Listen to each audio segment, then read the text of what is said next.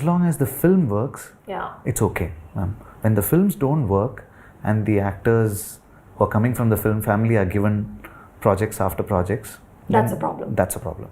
Correct. That's a problem in any industry.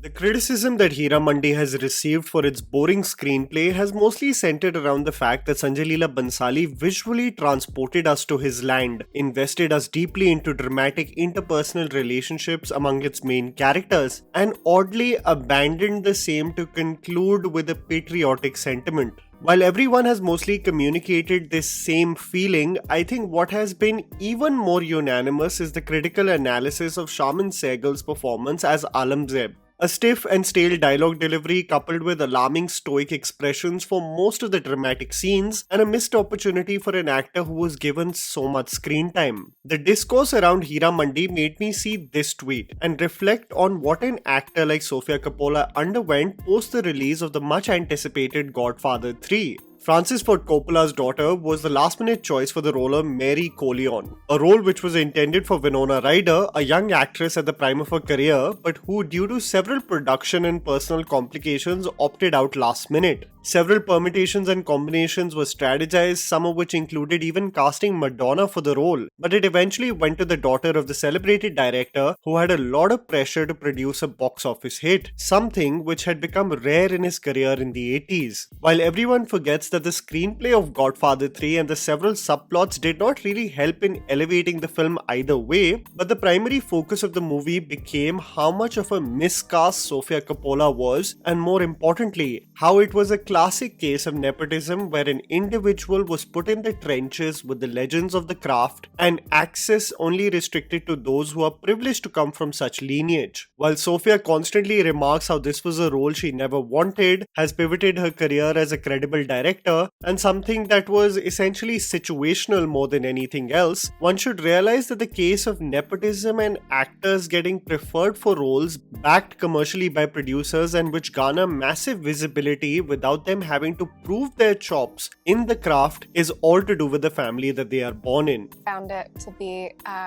incredibly annoying and boring. If you're a journalist, write about something else. A case like Heera Mandi makes me think about Richa Chadda, the actor, an actor who has been proving her capability as a performer since 2008. A career spanning over 15 years with incredible performances in movies like Gangs of Wasipur, Masan and Section 375. But even more so, someone who has the ability to churn out beautiful moments of authenticity even in the limited screen time she is offered. This is true for her debut Oi Lucky Lucky Oi and even in her role in Bhansali's own directed venture Ram Leela. In Heera Mandi, it's an absolute crime how little we got to see her as the brooding and in pain Lajjo. She possessed such an angst and visible pain in her portrayal. Having submitted to her delusions, taking respite in alcohol, Masoom Dil Hai Mera and her palpable depression was brilliantly performed. And on the other hand, you have such an extensive role for a young actor like Shaman Sehgal, who gave us nothing as Aurangzeb, a romantic story of star-crossed lovers, an individual enamored by poetry and smitten at first glance towards Tajdar, and it formulated into becoming a subplot people couldn't care less about. And this is where the debate of nepotism versus the opportunity crisis becomes a never-ending but relevant debate no matter how much time passes us. For creators to realize that projects will only suffer with the case of mediocrity being wildly apparent on screen versus really investing in risks, acknowledging the capability of the craft versus the surname they possess. I got a random call from a random casting director who hadn't even seen Gangs when we were still shooting. He knew what I looked like, but they called me to play something really ridiculous. Hrithik Roshan's mother in Agnipath. No way! Yeah, and I said, do you know what I look like? I'm just going to take a photo and send it to you. Don't do this to me. Many people describe Hindi cinema to be a cottage industry of families working with each other before the 2000s corporatization of the business took over. Families who would cast other known family members and one worked in unison with each other. But as is the case with disruptors causing tension among a group that thrived in their own echo chambers, Figures like Shah Rukh Khan developed a sense of unease in an industry where one assumed the strategy of limiting opportunities among a select few. The only time Hindi cinema has almost had a renaissance of outsiders causing waves in the industry where their talent was their CV and the audience reciprocated the same is the era between the mid-2000s to 2017 or 18, where female actors like Priyanka Chopra, Kangana Ranaut, Vidya Balan, Deepika Padukone, Kriti Sanon, Yami Gautam and Bhumi Pednekar were all a part of commercial projects and caused a pivot for casting directors to look beyond film families. This was true for male actors as well, where talents like Sushant Singh Rajput, Rajkumar Rao, Ayushmann Khurrana became known faces to be reckoned with. And I love that in that period, these actors were vocal about the lack of effort they see around them when it comes to working for the sake of cinema. I take it very personally when somebody not less, like zero talented, is not. I'm not comparing him or her with me for sure. Just for cinema, Indian cinema's sake, when a really film or actress, I think making money.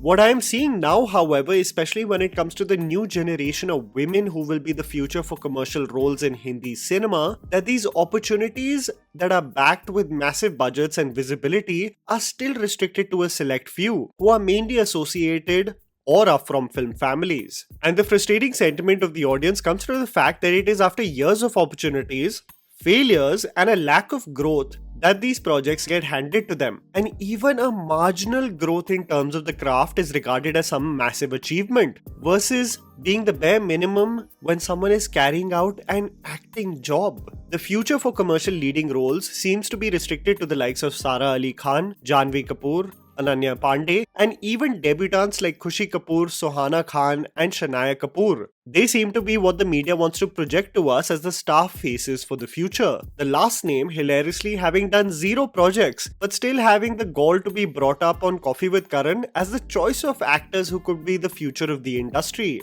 These actors have been cushioned with digital releases recently, having been handed over select critiques that make them believe that they have only been praised for their roles. And this creates a perception that they are really challenging themselves as artists, not realizing the real test is whether the audience buys a ticket with your association of the project, not the manipulated star system that creates a false notion that every digital release is a hit. These 21 million followers, I don't think if all 21 million of them came and watched Millie, then it would have been a huge hit. I don't think your stardom, your Instagram following is a testament to your stardom. This is where actors like Sania Malhotra, Mrunal Thakur, Kubra Seth, Rasika Duggal, Arushi Sharma, Medha Shankar, Tilotama Shome, Yami Gautam, Vamika Gabbi, I can go on, are simply waiting in the sidelines, and they still communicate their frustration that they have to prove themselves to producers even after several credible performances. I don't know, yaar. I'm just really tired of proving my filmmakers now. You realize the problem is not their capability, but the system itself, which restricts opportunities to a select few. You look at when directors and producers actually invest in projects and talent, like in 12th Fail and Lapata Ladies, two movies that boast of actors that don't have the marketing push that most actors from film families have the privilege of. How organically an audience resonates with their efforts and performances, and how it simply enhances the quality of the film. This is why merit needs to be the sole contributor to someone getting the role, and time again one wonders about the potential of films that were let down by simply someone mediocre getting the job. हाँ मेरे साथ ऐसा हुआ है जहाँ पे I got confirmed and then later they told me that no, we need someone more popular and I'm like, and then I saw and that some star kid and I'm like, oh. Even though the OTT boom since 2016 has helped actors like Manoj Bajpayee, Jaideep Ahlawat, Vijay Varma and Pratik Gandhi to get that much needed visibility, it is nowhere close to the commercial backing that otherwise actors with of course not even the morsel of that same talent compared to them get. Family man में आपको Shahrukh Salman type fees नहीं मिल रही है? नहीं मिलती है. क्या बात कर रहे हो? हाँ, ये जब OTT प्लेटफॉर्म वाले ये रेगुलर प्रोड्यूसर से कम नहीं है, मैं बता दूं. हाँ, ये नहीं देते हैं पैसा. See, we very well may be surprised by what Arjun Kapoor may be capable of as a villain in Singham again. But the issue is not that, but a system where an actor can have consecutive flops, where the ability of the individual regarding the craft comes into question for consecutive years, yet the system will allow that opportunity for the same person to be a negative lead in one of the most anticipated Hindi films of 2024. This is a privilege that simply actors who have no family backing cannot experience. You have had several cases of actors from film families justifying that talent will eventually prevail and cite examples of failed actors who could not keep up with what the job demands. But each example of an actor from a film family having retired or pivoted towards production is after countless opportunities and commercial failures, something that outsiders simply don't have the privilege of experiencing. You look at the likes of Jackie Bhagnani, who in his acting career may have been launched several times, only for him to after a decade realize that probably he is not cut out for the same. Uday Chopra, having done years of mediocre work, was shoved down people's throat again and again, hoping one day something would click for him as an actor, and it is only after countless opportunities that people realize that he is only meant to play Ali in Dhoom. Examples like Tushar Kapoor, Harman Baweja, Imran Khan, Zayed Khan, Fardeen Khan are all actors who only parted ways when it became set in stone that the audience regards you as a below average actor, not worth buying the ticket for. The lopsided nature of roles versus opportunities continues to persist, and I wonder when creators will unanimously realize that the ability of their talent is paramount versus their visibility, followers, or the cringe term of buzz that surrounds them. And that was a video, guys. Write it down in the comments below, what do you observe regarding the same? Please don't forget to follow me on Instagram, the handle is right in front of you. Follow me at JammyPants4. Also, please support us by smashing the like button and subscribing to our channel for weekly content ahead. Thank you for watching.